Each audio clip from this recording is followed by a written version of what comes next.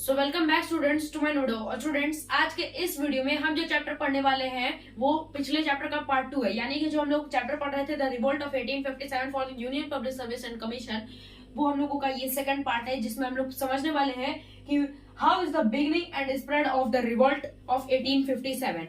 पिछले वीडियो में हम लोगों ने आधा चैप्टर कंप्लीट कर लिया था। आज के इस वीडियो में हम लोग बाकी का पार्ट कवर करेंगे। देखते हैं कितना पार्ट हम लोगों का कवर होता है। तो हम लोगों का टॉपिक है beginning and spread of the revolt. तो सब टॉपिक है हम लोगों का 10 पार्ट, मतलब कि जो रिवोल्ट स्टार्ट हुआ था वो उसमें आखिर मेन चिंगारी क्या थी।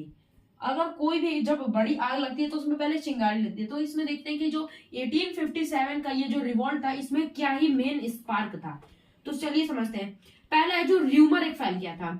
एक र्यूमर फैल गया था कि जो सेपॉय जो थे, इंडियन सेपॉय थे, उनके खाने में बोन डस्ट मिलाया जाता है। बोन डस्ट मिलाया जाता है जिससे क्या हुआ, जो सेपॉय थे उनमें डिसकंटेंटमेंट फैलने लगा कि ये जो अंग्रेज है यार, ये तो बड़े खराब हैं, हम लोगों के खाने में बोन डस्ट मिला रहे हैं।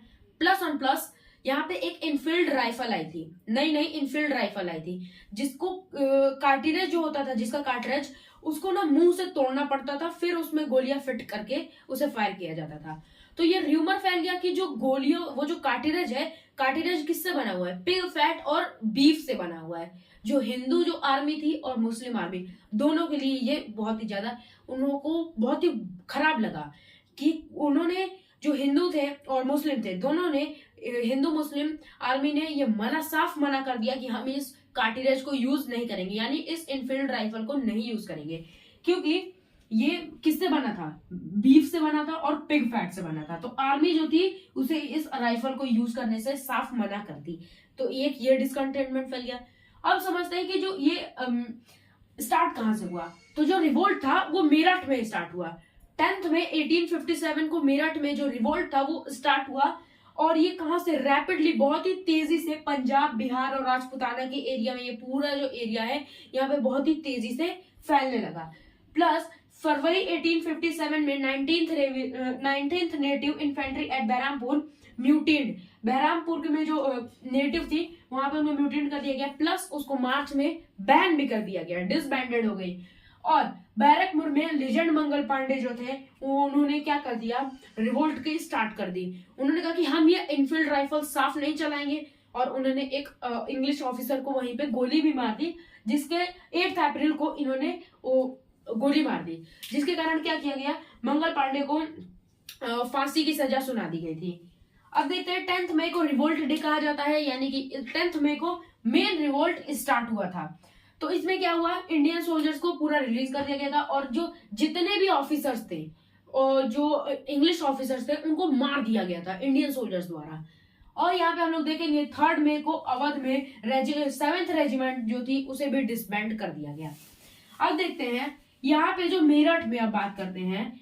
जो मेरठ था यहाँ पे सेपॉय म्यूटिनी थी। ये जो रिवोल्ट है इसे हम लोग मेरठ में रिवोल्ट अभी नहीं बोलेंगे जब तक ये दिल्ली नहीं जा रहा है। और जब यही रिवोल्ट सेपॉय म्यूटिनी जो जब दिल्ली में चली गई बहादुर शाह जफर के पास, तो दिल्ली में कौन था, बहादुर शाह जफर थे। तो ये जो सेपॉय म्यूटिनी थी अब सेपॉय म्यूटिनी नहीं रही, एक क्या बन गई, ये बन गया अब revolt. What we can say it, it's a revolt. तो यहाँ पे बहादुर शाह जफर को कह दिया गया कि आप हमारे भाई लीडर बनो। तो बहादुर शाह जफर ने भी कहा कि चलो एक बार रिवोल्ट अब कर ही देते हैं। आखिर रिवोल्ट अब क्यों ना करें, क्योंकि अब वैसे भी उनके पास कुछ बचा नहीं था, उनसे उनका टाइटल छीन लिया गया था।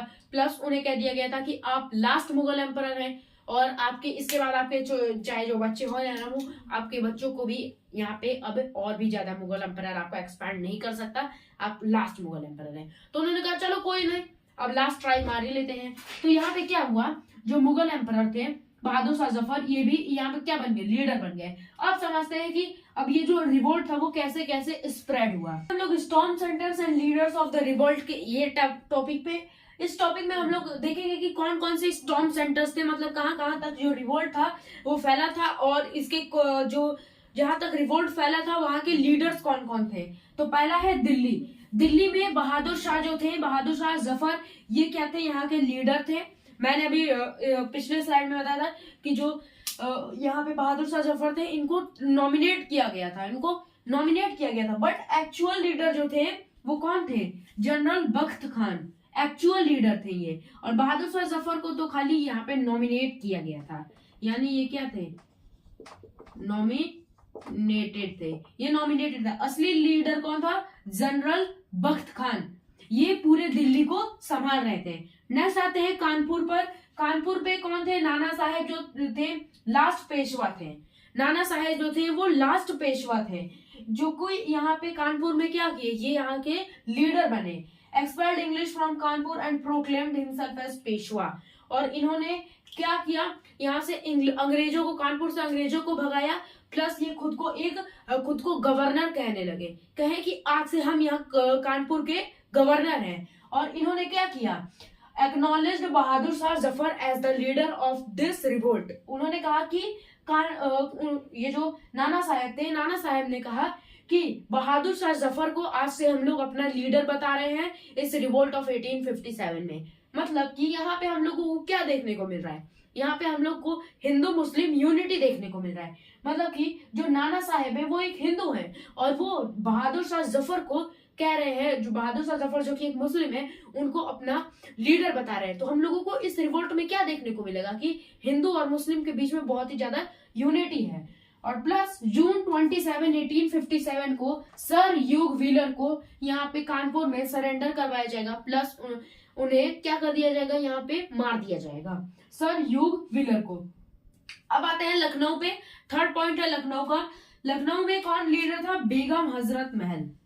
ये कौन थी, बेगम हजरत महल लखनऊ में क्या कर रही थी, यहाँ की लीडर थी। इनका जो बेटा था बिरजिस कादिर, ये क्या कहा गया कि आज से बिरजिस कादिर जो है हम लोगों के आज से एम्परर मतलब कि लीडर हैं लखनऊ के।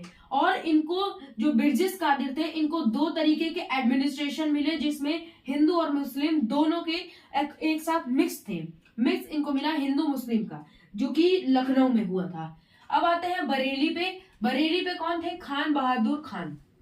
खान बहादुर खान यहाँ के लीडर थे और ये अपने 40,000 सोल्जर्स के साथ अंग्रेजों के खिलाफ लड़े थे। और ये क्या थे, अनहैप्पी थे। जो खान बहादुर खान है ये अनहैप्पी थे अंग्रेजों से। क्यों, क्योंकि ये जो पेंशन वाली प्रॉब्लम थी इस वजह से। फिफ्थ पे आते हैं बिहार पे।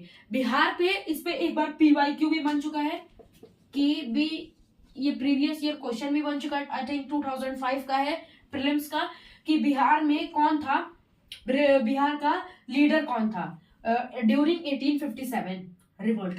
सो वहां पे कौन थे, कुंवर सिंह थे। तो आपको ये याद रखना है, जो बिहार में थे ये कुंवर सिंह थे।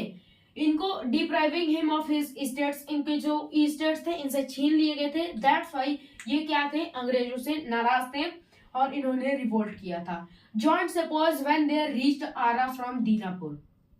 और इन्होंने कब, जो सेपॉय म्यूटिनी थी, इन्होंने कब ज्वाइन किया, जब जो आरा से दीनापुर जब थे, दीनापुर से आरा तक जब तक सेपॉय आई तब इन्होंने ज्वाइन किया।